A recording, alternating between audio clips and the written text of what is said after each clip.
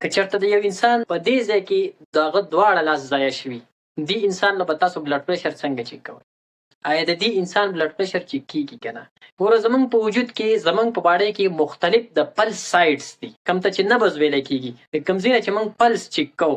ضروري نه ده که یو انسان د هغه دواړه لاس ضایع شوي نو د دې انسان بلډ پریشر موږ نشو چیک کولی. نه، که د هغه دواړه لاس په دې ځای کې کټ شوي نو د هغه بلډ پریشر موږ د هغه د زنګون د هغه د پتون نه هم چیک کولی شو. لکه څنګه چې په مټه کې د دې ځای نه د بلډ پریشر دا کپ راتاو کي او بي پي چیک کوي. اوس چونکې د دې انسان دواړه لاس کټ شوي دي نو د دې انسان د بلډ پریشر موږ د هغه د پتون نه هم چیک کولی شو. د هغه د پتون نه دغه سیټ راتاو شي او په دغه طریقه باندې د هغه بلډ پریشر چیک شي. زموږ په وجود کې مختلف سایډز دي چې د هغه نه موږ د انسان پلس چیک کولی شو. 9 نور سایډز هم شته، 9 نور ځایونه هم شته چې د هغه نه د انسان پلس چیک کېږي. عام طور چې کوم استعمالیږي نو خلک د دې ریسټ نه د دې ځای نه پلس چیک کوي. او تاسو ته مې وویل که یو انسان داسې دی چې د هغه لاس دواړه ضایع شوي دي، د هغه لاس نشته، نو د هغه به ته پلس څنګه چیک کړې؟ هغه به ته بي پي بلډ پریشر څنګه چیک کړې؟ نو زه تاسو ته نن ښایم چې د انسان په وجود کې 9 داسې سایډز دي چې د هغه ځای نه د هغه پلس چیک کېدلی شي. د ټولو نه اول 1 نمبر ټیمپورل ریجن کې په دې ځای کې یو آرټري ده، د دې ځای نه هم د انسان پلس چیک کېدلی شي. تاسو که چېرته په دې ځای باندې لاس کېږدئ نو تا ته به پته ولګي چې په دې کې پلس شته.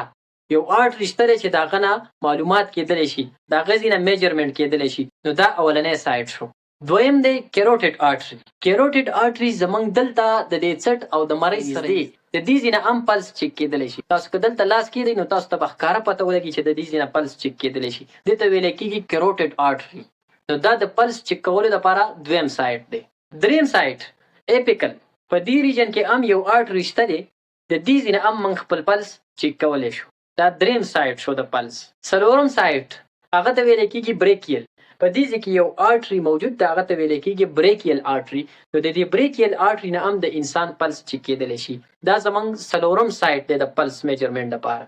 5 نمبر ریډیل له ټولو نه زیات کامنلی چې یوز کېږي هغه د ریډیل آرټري ده. په دې ځای باندې چې کله انسان د خپله ګوته کېږدي نو دې ځای نه انسان ته پته لګي چې دلته یو آرټري شته، دانګونه وایي. نو له ټولو نه زیات چې د پلس چیک کېدلو لپاره کومه آرټري یوز کېږي هغه د ریډیل آرټري. نو دا زموږ سره 5م سایډ شو د پلس چیک کولو.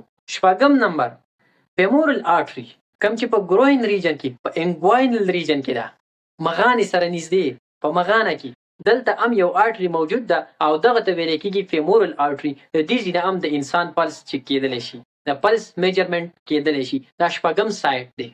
7 نمبر پاپلیټیل آرټري. تاسو ته ما خبره وکړه که د انسان دواړه لاس ضایع شوي نو د هغه د پتون د زنګون چې دی د دې سره د دې زنګون بالکل شاته یو آرټري موجود ده، هغه ته ویلی کېږي پاپلیټیل آرټري. د دغه ځای نه هم د انسان بلډ پریشر او د انسان پلس چیک کېدلی شي. 8 نمبر پوسټیریل ټیبیل. دا هغه آرټري ده، دا هغه سایډ دی کوم چې زموږ د دې پړکي سره نږدې دا آرټري موجود ده. د دې پړکي سره نږدې هم یو آرټري موجود ده، د دې ځای نه موږ پلس چیک کولی شو. او دا 8م سایډ دی چې د دې ځای نه پلس میجرمنټ کېدلی شي. او 9 نمبر ډارسل پیډس آرټري.